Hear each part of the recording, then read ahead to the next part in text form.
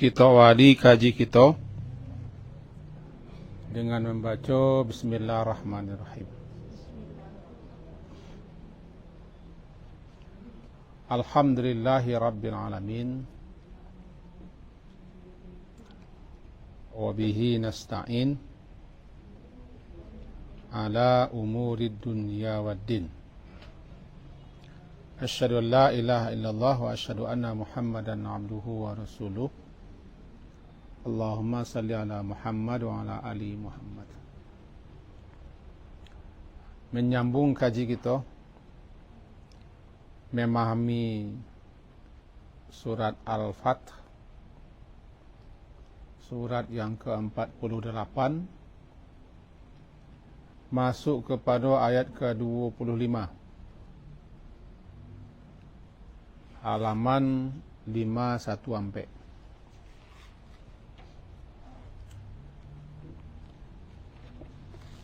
Surah Al-Fath, surah yang ke-48, ayat 25, halaman 514. A'udzu billahi minasy syaithanir rajim. Bismillahirrahmanirrahim. Humul ladzina kafaru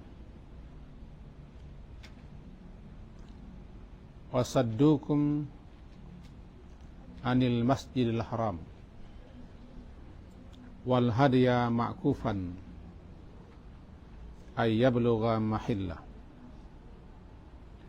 walawla rijalun mu'minuna wa nisa'un mu'minatun lam ta'lamuhum anta ta'uhum fatusibakum minhum ma'aratun bighairi ilm liyudkhilallahu fi rahmatihi man yasha' law tazayyalu la'azzabna alladhina kafaru minhum adaban alima. Sampai di situ. Hum, mereka lah,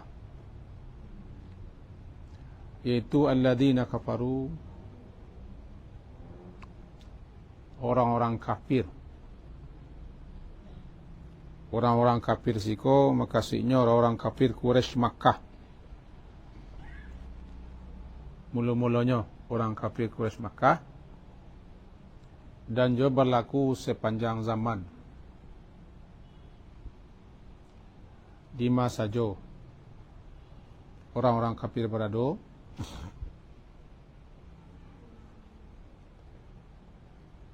wasaddukum anil masjidil haram, menghalang-halangi kamu, saddu, menghalangi, menghambat kamu daripada masuk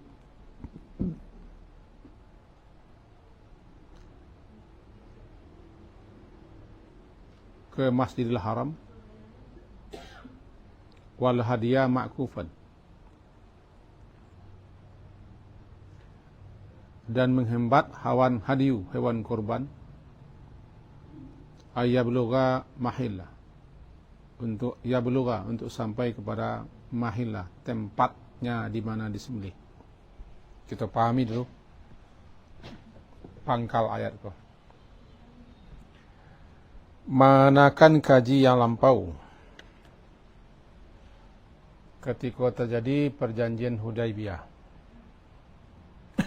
Di Hudaybiyah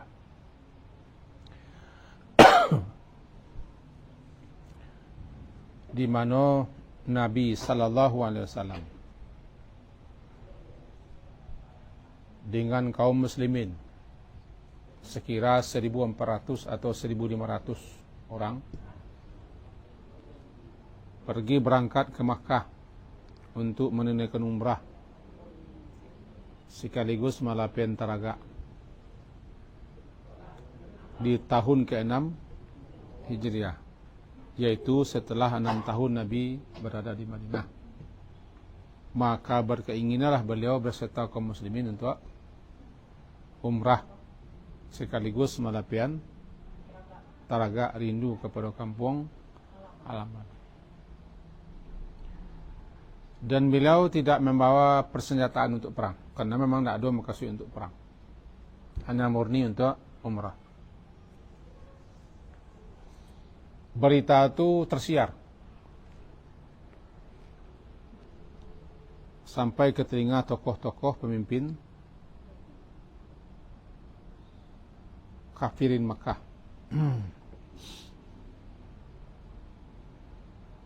Setelah Nabi melakukan perjalanan panjang dari Madinah sampailah tiba di Hudaybiyah, itu memakan waktu lama karena jaraknya hampir 100 lebih. Hampir 100 kilo lebih dari Madinah ke Hudaybiyah. Hudaybiyah hampir tiba di Makkah, tapi masih di luar tanah haram. Kecil orang nemuku jaraknya dari Makkah sekitar 25 km. Sementara dari Madinah ke Hudaybiyah lebih hampir 100 km. Para lamanya dalam perjalanan hampir 100 kilo. Dari siko ke tabian tinggi mungkin tak. Tiba di Hudaybiyah, beliau tertahan di situ. Dihambat, dihalangi oleh kaum kafirin Makkah. Beliau tidak boleh masuk Makkah. Karena terjadi pertempuran. Ke petang juga. Lebih-lebih setelah tersiar berita sahabat Nabi yang terkenal namanya Utsman bin Affan takabai isu bahasanya dibunuh. Karena Nabi mengutusnya ke Makkah untuk berunding. Tersebarlah isu bahasa Utsman dibunuh. Maka Nabi dengan kaum muslimin bertekad dan mengambil perjanjian. Kalau bahasanya saya duit semati.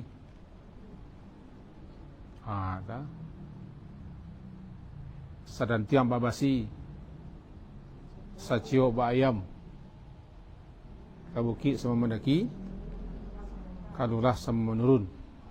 Namanya bai'ah. Bai'ah di sebuah pohon. Di bai'ah itu Allah redai, bernamalah bai'atul ridwan. Perjanjian setia yang dilakukan oleh sahabat untuk Nabi. Asalnya terjadi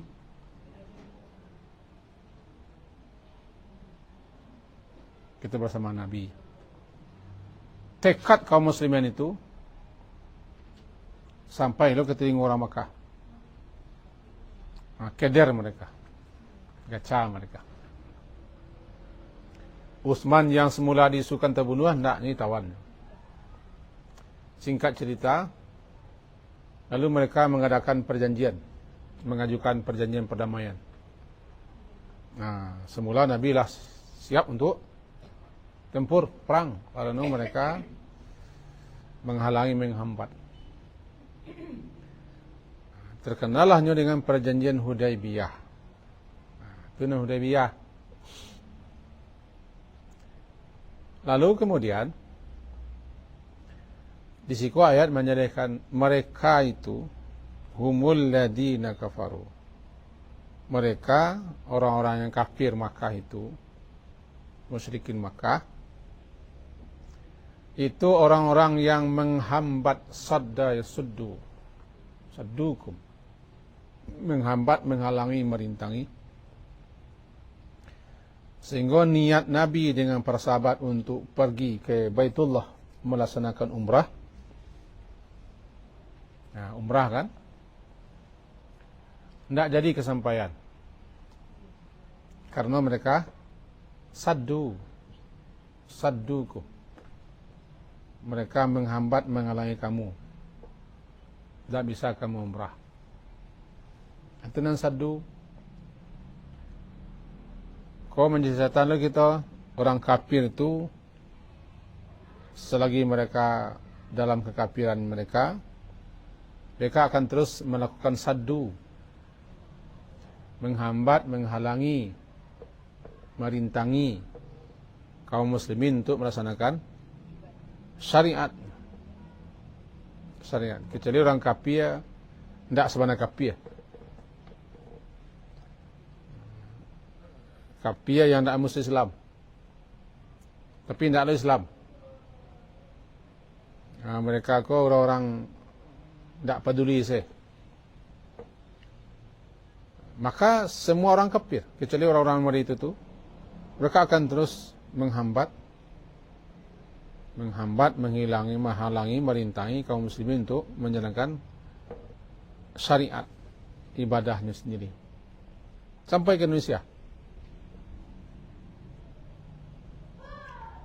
Sehingga kita dihalang-halangi melaksanakan perintah Allah. Namanya saddu. Saddukum. Saddu menghambat, menghalangi kamu. Anil Masjidil Haram, daripada masuk ke Masjidil Haram untuk umrah, untuk tawaf dan sa'i lalu tahlul. Dan umrah kan itu dulu. Umrah itu sampainya ihram di miqat, tawaf, sa'i, tahlul. Itu nan umrah. Kalau haji 6 hari mah. Bermula dari Mina, terus ke Arafah, dari Arafah terus ke Muzdalifah, dari Muzdalifah terus ke Mina, melempar jumrah, selesai, balik ke Makkah untuk tawaf, lalu sa'i. Itu haji. 6 hari lebih ya. Itu haji.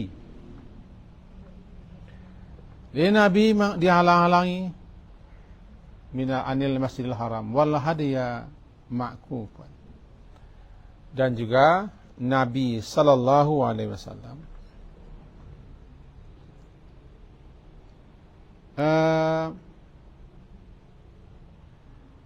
membawa hewan hadiyu, hewan korban yang akan disembelih di tanah haram.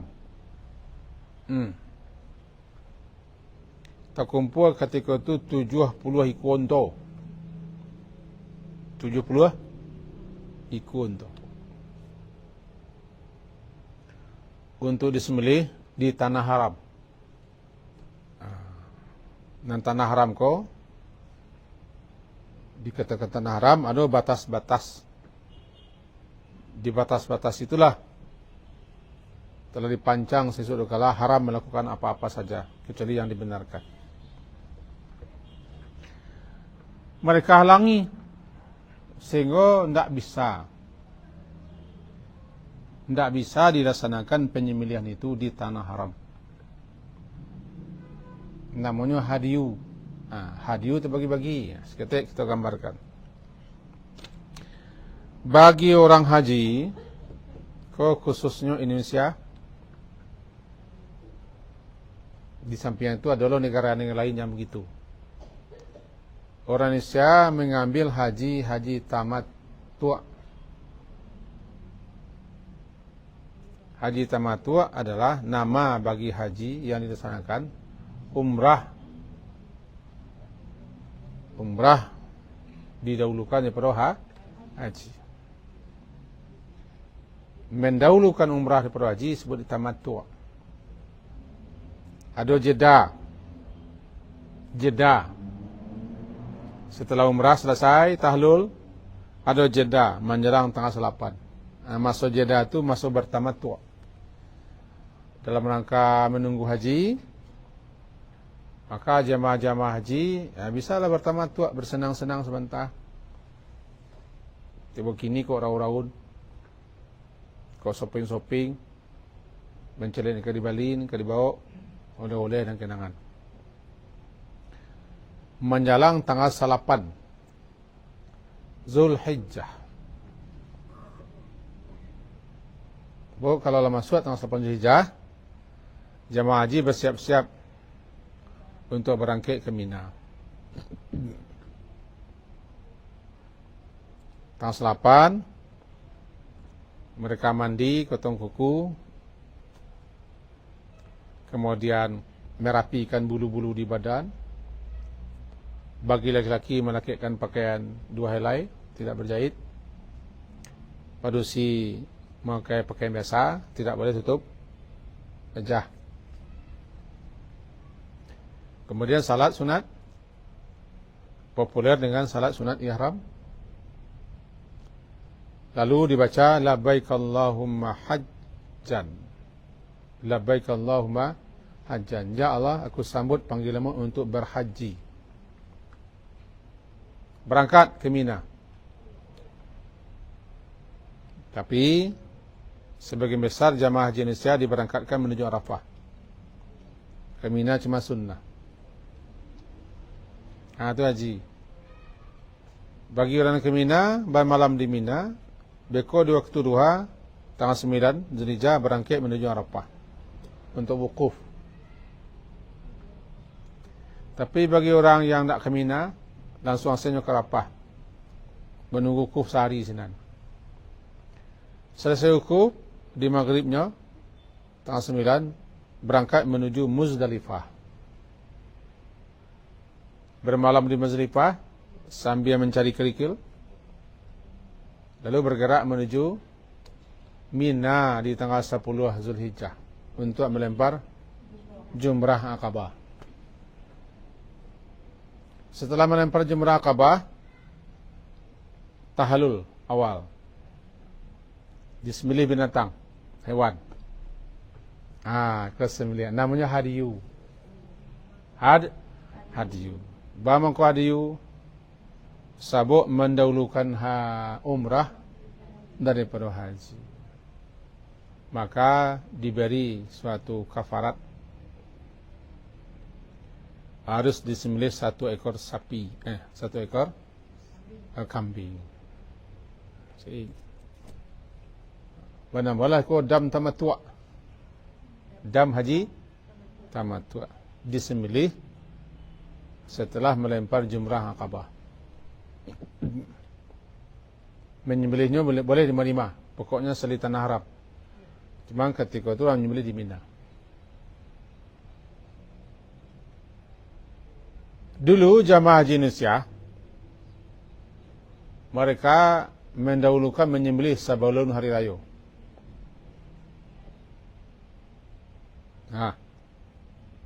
Sebenarnya tidak sah. Nabi menyembelih setelah melempar Jumrah Aqabah.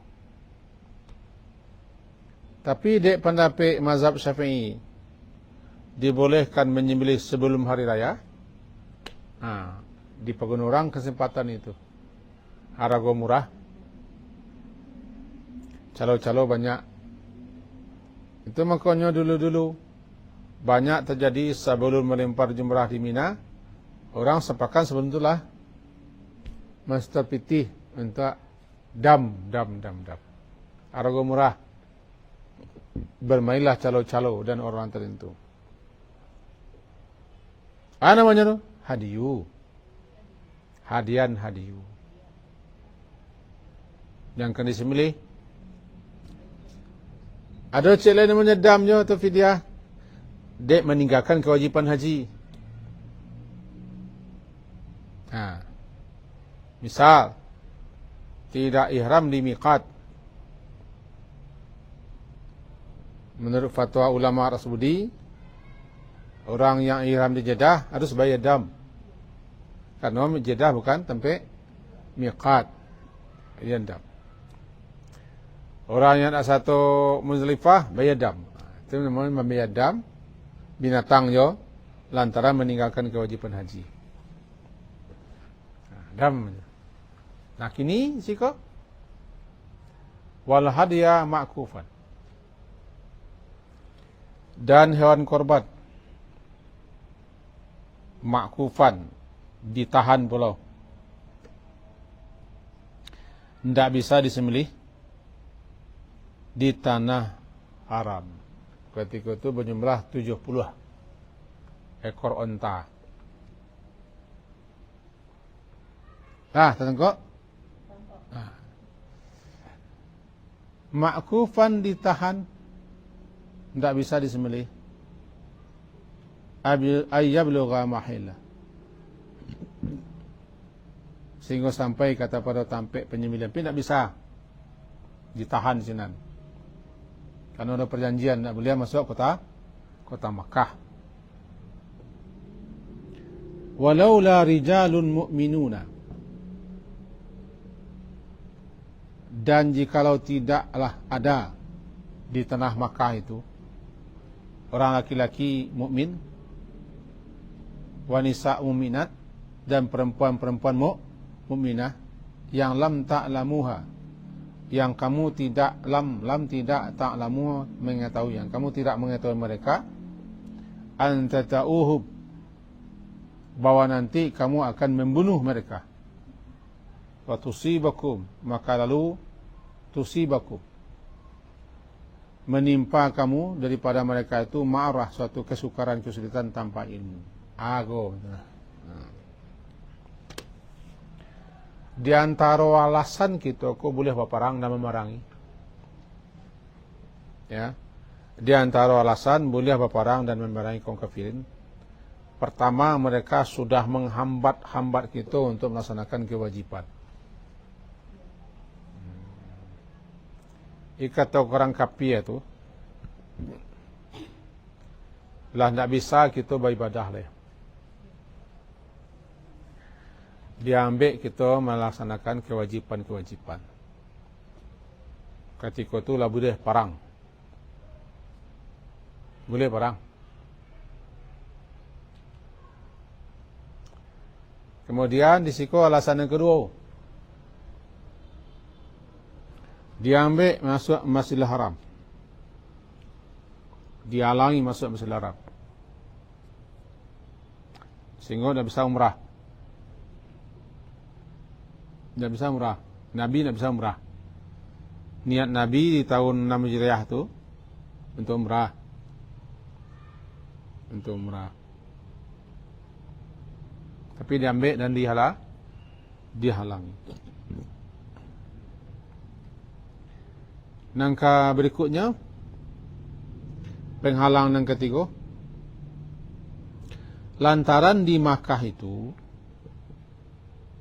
ada kaum muslimin atau orang Makkah dalam bahasa Islam, tapi tidak diketahui seorang, hanya Allah yang tahu. Ini simpan keislamannya di takwik. Ada laki-laki, ada perempuan, rijalum mu'minuna, laki-laki yang mukmin di Makkah tu, wanita mukminat. Dan ada dulu di Makkah tu perempuan-perempuan yang mukmin. Lam ta'lamuhum, yang lam tidak ta'lamu, kamu mengetahui mereka. Di lantaran mereka aku ada di situ. Kalau pergi kaum muslimin di bawah komando Nabi Muhammad pai dengan tekad semangat tinggi untuk berperang dengan kaum kafir Makkah, jangan-jangan mereka kaum mukminin yang ada di tanah Makkah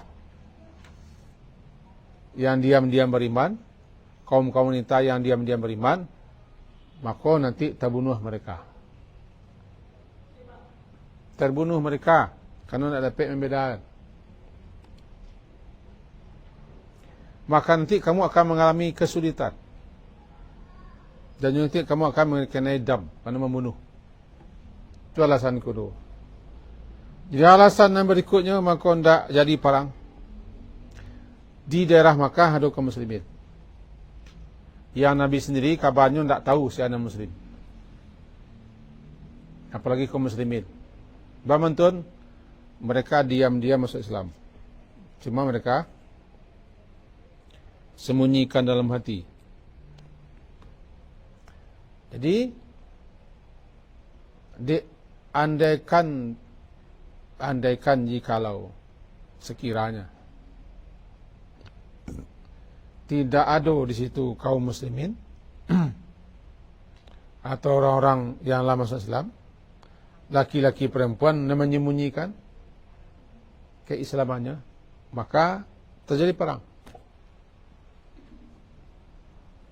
Bisa tertangguh. Di tanah Makkah ketika itu ada orang-orang dalam masuk Islam diam, laki-laki dan perempuan, nyo sembunyikan sarapek-rapek. Buat takut diketahui oleh gembong-gembong kafir Makkah. Tak berani menyatakan. Kalaulah jadi Nabi Muhammad dengan para sahabat Nabi menggempur Makkah, kena tekad yang kuat, sebab mereka lah menghalang-halangi mengambil-ambil, apalagi salah seorang sahabat ditawan. Maka jadi kamu perang. Nanti kaum muslimin yang ada di Makkah yang diam-diam beriman cakap itu mati beko. Kalian tak bisa membedakan, mati beko. Kalau itu tidak jadi, fatusi beko. Maka kalian nanti akan ditimpa oleh kesedihan, kedukaan yang mendalam karena membunuh saudara se-Islam sendiri. Dan kamu harus bayar kafarat beko. Di lantaran itu, salah satunya tidak jadi perang. Tidak jadi perang dan Nabi tidak jadi memerangi. Maka apa pelajaran kita siko? Begini. Sahabat-sahabat Nabi ada yang merasa agak barik menerima keputusan tidak jadi perang.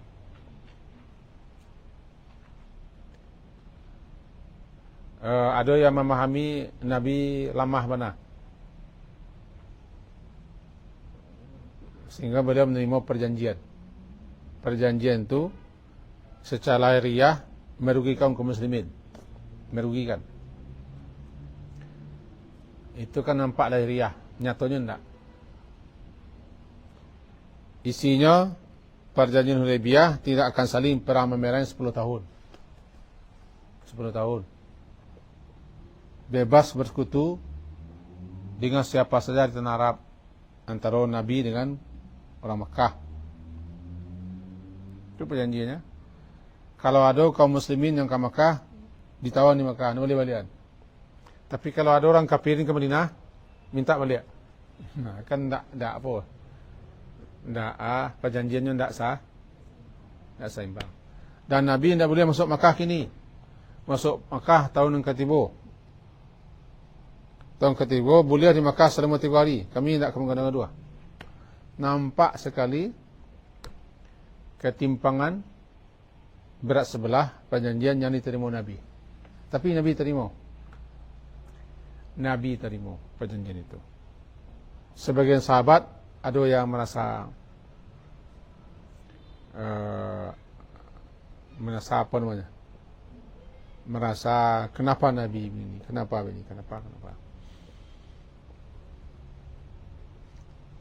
Lalu ajarannya siko,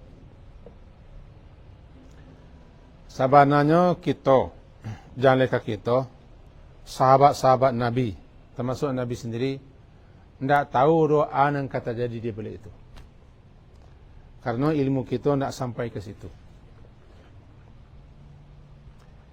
Kan gagal namanya dah. Kamu gagal. Gagal umrah. Gagal umrah. Mengko gagal umrah, dihadang, dirintangi, bagana, begini, begitu, gagal umrah. Di samping gagal umrah, kita diambil, ada perjanjian, umrah hanya bisa tahun depan dengan catatan 3 hari bisanya. Bisa. Di satu sisi kan perjanjian tidak seimbang. Tapi di balik itu semua kadang rahasia, kadang hikmah. Karena setelah perjanjian itu tidak ada pertempuran 10 tahun. Nabi bebas mengutus utusan-utusan. Nabi bebas mengutus utusan-utusan ke negara-negara lain, mengajak pemimpin-pemimpin dunia masuk Islam. Setelah Hudaybiyah tu, Nabi ya sahabat dapat mengalahkan orang Yahudi di Khaybar, suku Bani Mira. Di balik itu semua, ada kaum muslimin yang harus diselamatkan. Kan? Pelajaran di kita begitu. Kalau tidak jadi kita melaksanakan sesuatu lantaran sesuatu, meskipun yang kita kerjakan cukup ibadah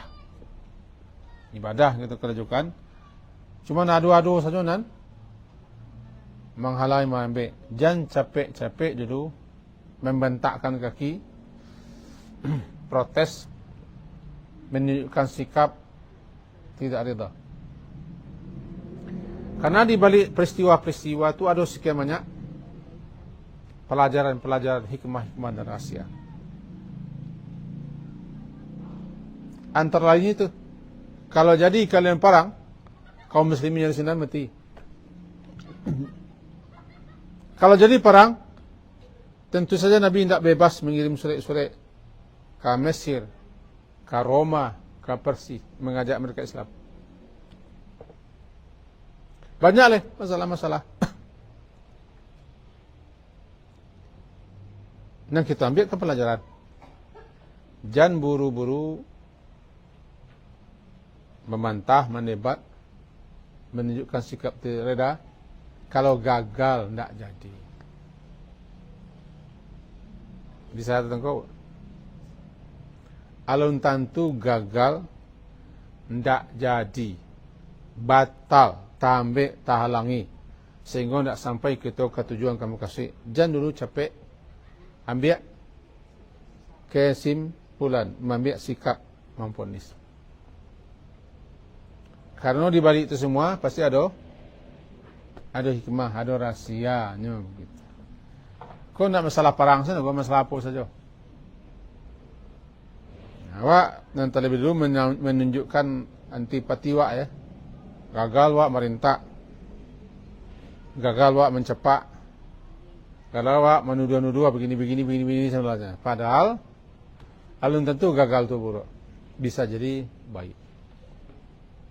Asa an takrahu syai'a wa huwa khairul lakum. Al-Baqarah 206 balik. Asa an takrahu syai'a, boleh jadi engkau benci terhadap sesuatu padahal itu baik untukmu. Wa asa an tuhibbu syai'a, dan boleh jadi itu engkau cintai tapi malahnya syarrul lakum, buruk untukmu. Termasuk gagal-gagal kau. Nabi sendiri gagal masuk Makkah. Gagal masuk Makkah. Kemudian terjadi perjanjian yang tak seimbang. Tapi di balik itu banyak rahsia, banyak hikmah yang didapat diperoleh. Iko kajiwa. Jadi bawa mengko kita bawa ke awak-awak masing-masing yang. Ya, awak kan ada gagal tak? Tak jadi banyak. Jangan capek-capek dulu membuat suatu kesimpulan. Di balik kegagalan. Bahkan kegagalan itu mendapatkan suatu pelajaran berharga. Menerima itulah yang disebut dengan ridha, sabar dan ridha. Menerima dengan sabar dan ridha. Kan ada doanya itu. Waridha ba'dal qada. Bagaimana supaya kami rida setelah diputuskannya ketetapan. Gagal, tak jadi. Karena Allah yang paling tahu. Barangkali kau terjadi dah semestinya. Cuma bedanya dengan Nabi itu bedalah. Nabi dulu pergi perang, lah meninggalkan Madinah, lah siap-siap, tiba-tiba orang kafir mambe. Terjadilah perjanjian itu kita sahabat tidak seimbang. Perjanjian Hudaybiyah itu balik sebelah. Diterima Nabi perjanjian. Setelah itu terbukti bahawa kegagalan itu membawa hikmah. Ya. Siko balik kita ke ayat walaula rijalun mu'minuna. Dan jikalau bukanlah ada laki-laki yang beriman, wanita mukminat, dan jikalau bukanlah lantaran ada perusi-perusi perempuan-perempuan yang beriman di Makkah yang lam ta'lamuhum, kamu sendiri tidak mengetahui mereka, lalu kamu perangi antata'uhum, bahwa kamu memerangi mereka, fatusibakum, akibatnya kalian akan ditimpa oleh tusiba menimpa kamu daripada lantaran mereka ma'arrah, kesulitan, kepayahan. Sebab kamu berarti membunuh saudara kamu sendiri tanpa sadar, tanpa tahu. Sebab lantaran kerana nak beriman ketika itu tidak menampakkan keimanannya. Situasinya begitu. Situasi begitu tidak mereka nampakkan keimanan. Liyudkhilallahu fi rahmati, liyudkhil, agar supaya Allah memasukkan mereka ke dalam rahmatnya, itu surga. yakni yang demikian itu terjadi untuk menyelamatkan orang-orang mukmin daripada kalangan musyrikin di Makkah. Dan Allah akan memilih sesuai dengan ilmunya, sehingga dimasukkan orang ke surga sesuai rahmatnya. Bagus masalahnya. Cambuan dan cakap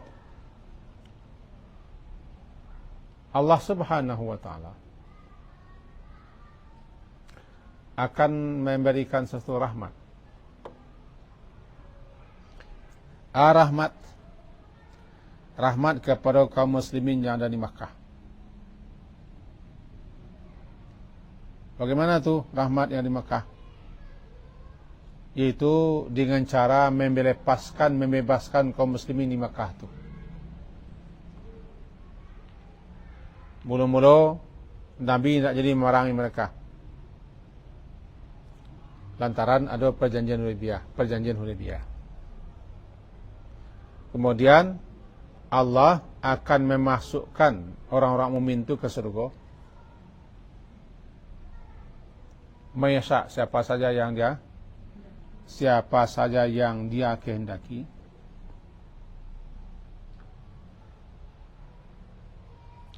Dengan jalan karena mereka itu mempertahankan iman dan Islamnya.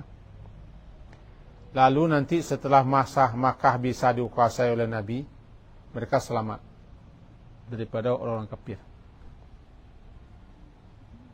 Itulah melihat Nabi dan sahabat-sahabat nak tahu di Makkah tu ada orang beriman, laki-laki atau perempuan, tak tahu Nabi. Kalau pai parang lewat diambil-ambil, maka mati orang-orang tu. Dengan cara begitu Allah memberi rahmat kepada mereka. Rahmat untuk para sahabat-sahabat dan rahmat bagi orang yang menyembunyikan keimanan. Dan Allah nanti akan memilih siapa saja yang dia kehendaki masuk surga. Kenapa? Iku perjuangannya baik. Membacanya sebentar. Cuba bayangkan dari Madinah berjalan ke Hudaybiyah sampai 100 kilo lebih. Lain nan bunto, lain nan berkuda. Tapi banyak nan berjalan 1,500 orang. Tentu di bawah terikan matahari. Niat sampai ke Makkah, tiba di Hudaybiyah berhenti dan dihantian orang. Anan timbul.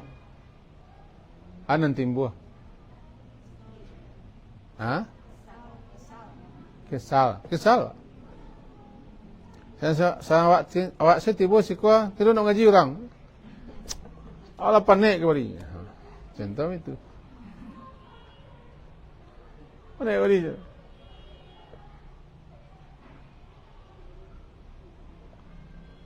Kesal Pak. Cepin masalahnya itu loh. Masalahnya tidak jadi gagal itu. Dan segala macam lah sesuai dengan garisannya. Bilangi bahasa kita ku cuma berencana, yang menentukan Allah. Di balik keputusan Allah tu pasti ada baik. Rencana kita mengko gagal dia nak baik. Abah mengimani itu. Itu. Saya nak kesal kalau nak beriman, orang nak beriman sahabat-sahabat Nabi dia kesal. Berjalan sampai ratus kilo.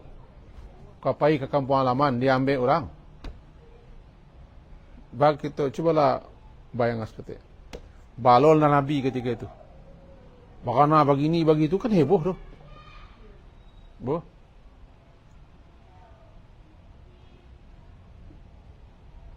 Beko diisukan lo Utsman dibunuh. Makin menggalagak jantung. Lalu mereka mengajukan perdamaian yang kalamak di Nom ya. Ini ada perjanjian ku kadang-kadang lahiriahnya orang manang pis warnanya runtuang. Diterima Nabi perjanjian itu yo. Empat isinya yang paling pokok. Diterima kita tidak serang menyerang 10 tahun. Ya. Siapa saja sekutu Nabi bersekutulah dengan siapa saja. Orang Quraisy pun begitulah. Saling menghormati. Kalau sekutu diserang berarti menyerang kelompok. Nabi balik ke Madinah. Umrah tahun depan. Umrah tahun depan tu di bulan 3 harinya. Kami kosong Makkah dulu 3 hari. Sunatun siasai kaum muslimin nandapik durang musyrikin Makkah nak boleh balik.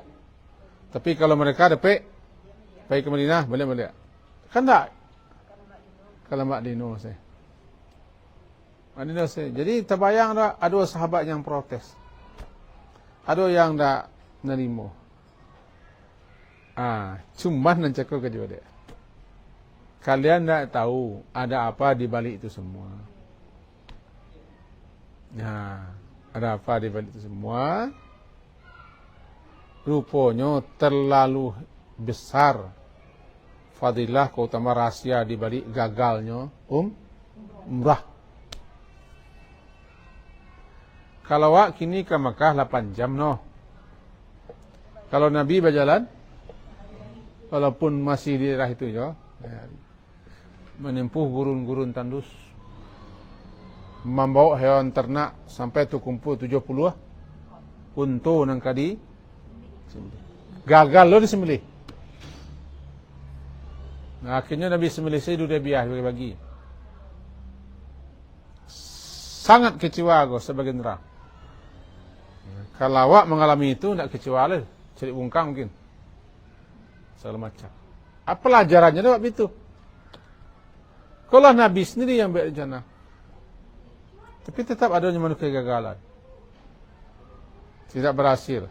Tidak sesuai ya rencana gagal. Cuma harus diterima. Karena ada di balik itu semua hikmah dan rahsia. Mudah-mudahan tertangkap wah kaji wah. Bah?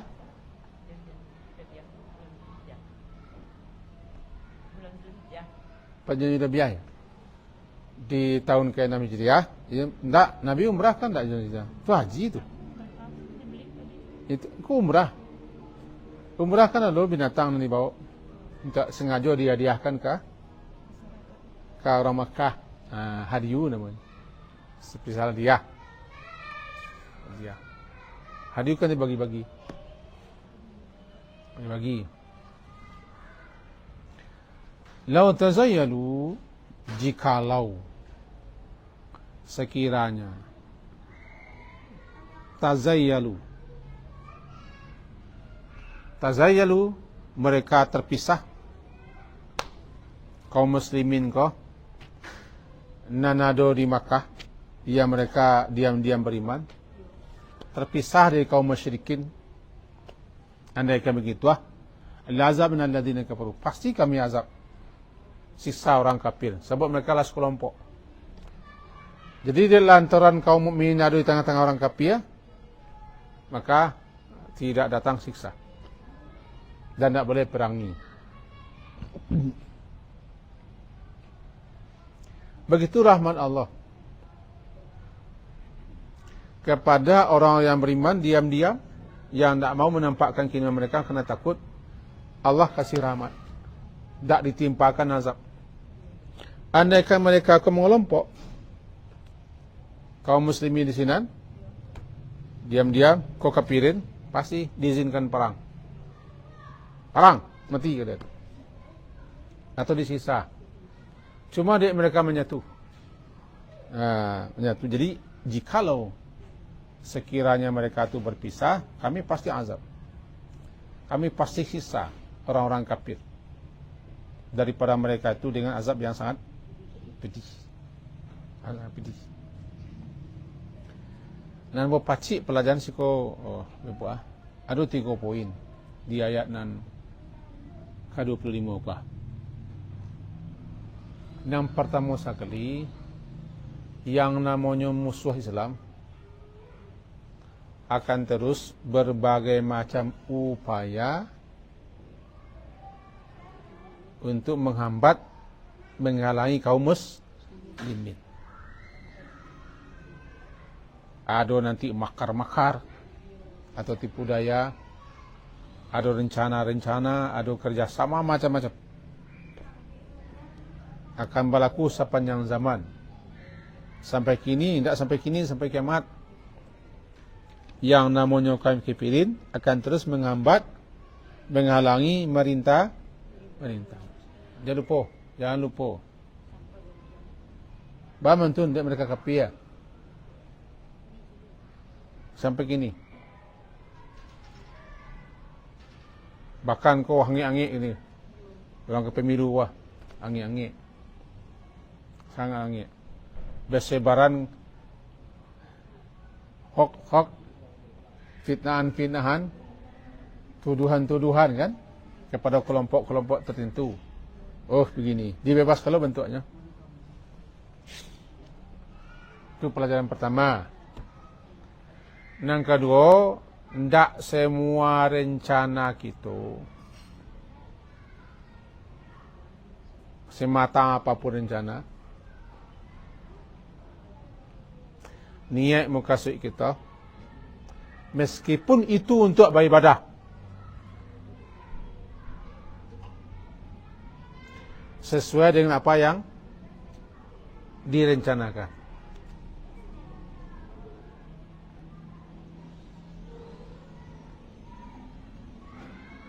Bisa jadi gagal atau tidak jadi, batal atau menyimpang dari rencana semula.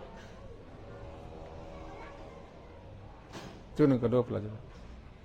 Jangan sampai kita baca lo, wala ka ibadah mana gua? Ni lo benar piku yang terjadi ya, tidak boleh tu lah. Ini tidak harus semua rencana kita jadi. Kalau semua rencana kita harus jadi, itu Tuhan gitu. Allah lah yang tidak bisa diambil, la mani'. Nah, selagi kita manusia berencana lah, berprogram lah, berusaha lah, tapi ingat nak menentukan Allah. Kalau nanti apa yang kita rencana itu tidak tepat, tidak sesuai, tanda itu tidak izin dengan oleh Allah. Tanda ada di balik itu semua hikmah dan rahasia. Itu yang kedua. Pelajaran yang ketiga, bahwa ada orang yang diam-diam menyatakan keimanannya di tengah-tengah kaum musyrikin.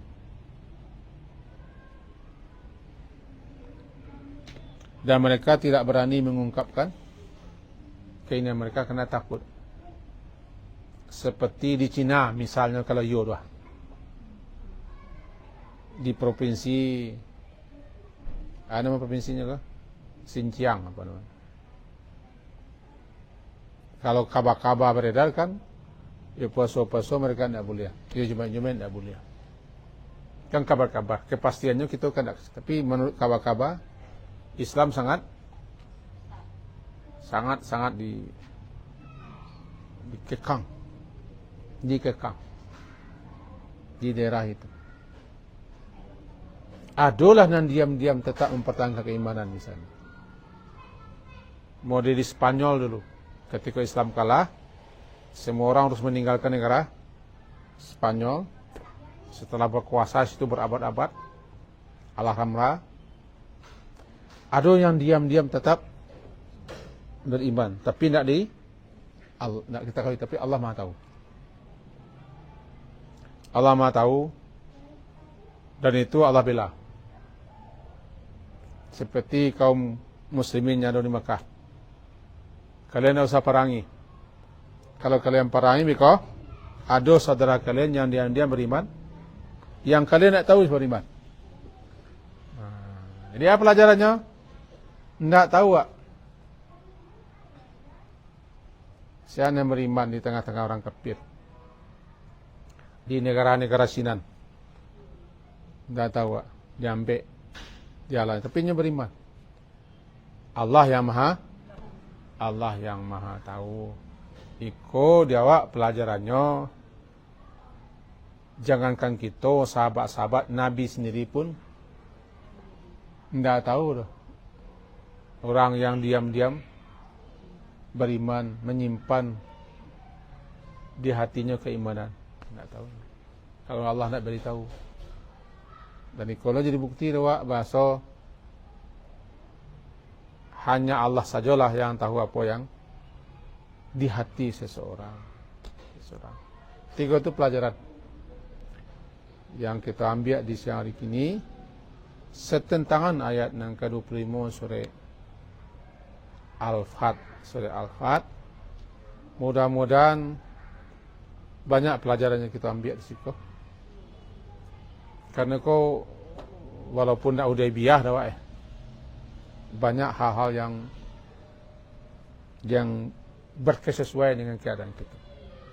Semoga berfaedah dan bermanfaat apa yang kita sampaikan. Diakhiri dengan Subhanakallahumma wa bihamdika asyhadu an la ilaha illa anta astaghfiruka wa atubu ilaik. Wassallallahu ala Muhammadin wa ala alihi ashabi jami'in. Alhamdulillah. Assalamualaikum warahmatullahi wabarakatuh.